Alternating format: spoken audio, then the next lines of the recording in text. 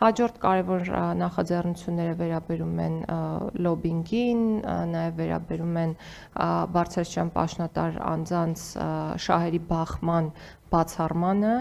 այս երկու նախագծերն էլ քննարկվել են նախարարական կոմիտեներում եւ մի քանի խոսք մարդու իրավունքների պաշտպանության ազգային ռազմավարությունից մենք ավարտին ենք հասցրել այս ռազմավարության կատարումը, ունենք մի շարք միջոցառումներ, որոնք ամբողջությամբ կատարված են եւ որոշները, որոնք կատարված չեն, որովհետեւ մենք բոլոր ռազմավարությունները իրականացնելիս առաջնորդվել ենք անհրաժեշտությունը գնահատելու չափանիշով, այսինքն գուցե կան ժամանակավրեպ միջոցառումներ եւ ընտրվել է դրանք կանացնելու տարբերակը եւ ես իհարկե շատ երկար կարող եմ խոսել, բայց ձեզ հետաքրքրող մի քանի բան եմ ուզում ասել։ Նախ սնանկության վերաբերյալ սնանկության հարթակը, որը որ պետք է գործարկվեր եւ նախկինում չի գործարկվել, հիմա աշխատում ենք այդ ուղղությամբ, առաջիկա 2 ամիսների ընթացքում սնանկության գործերով էլեկտրոնային հարթակը եւս կգործարկվի, աշխատում ենք նոր քաստ համակարգի վրա,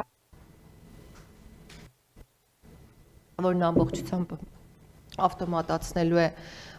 դատական գործերի մակագրման համակարգը, մեծ աշխատանք ենք տարել նաև քրեակատարական եւ պրոբացիայի ոլորտում։ Հիմա ունենք նախաձեռնություններ, որոնք կատարելագործում են պատժից պայմանական վաղակետ ազատելու ինստիտուտը եւ առավոտյան վերցրեցի վիճակագրությունը, արդեն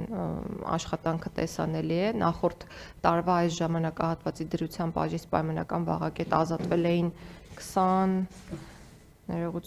23 դատապարտյալ, այս օրվա դրությամբ արդեն պատժից պայմանական վաղակետ ազատվել է 40 դատապարտյալ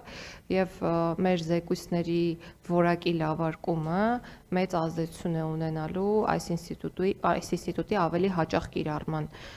վրա, նաեւ ունենք մի նախաձեռնություն քրեական օրենսգրքում փոփոխություններ կատարելու, խոսքը վերաբերում է այն դեպքերին, երբ դատարանը պատժից չի ազատում այն անձանց, ովքեր ունեն վնաս հատուցելու պարտականություն եւ մենք փոխում ենք տրամաբանությունը ասելով, որ եթե դա է միակ պատճառը, ապա դատարանը կարող է ազատել անձին պատժից, սահմանելով պայման, օրինակ 1 տարվա ընթացքում աշխատել եւ հատուցել պատճառված վնասը, ինչը չպահպանելու ու չկատարելու դեպքում այս պայման խախտած անձը կարող է վերադառնալ քրեակատարողական հիմնարկ։ Ընդհանուր առմամբ պետք է նշեմ, որ մենք շատ կարևոր փուլում ենք գտնվում, քանի որ մեզ մոտ հիմա ռազմավարական պլանավորման ժամանակահատված է, նախկինում ունեցած 4 ռազմավարությունների փոխարեն որոշում է կայացվել, որ մենք ունենալու ենք մեկ ամբողջական արդարադատության ոլորտին նվիրված ռազմավարություն եւ պետք է հստակ մշակենք մեր ռազմավարական ուղղությունը եւ նաեւ միջոցառումների ծրագիրը դրա հիման վրա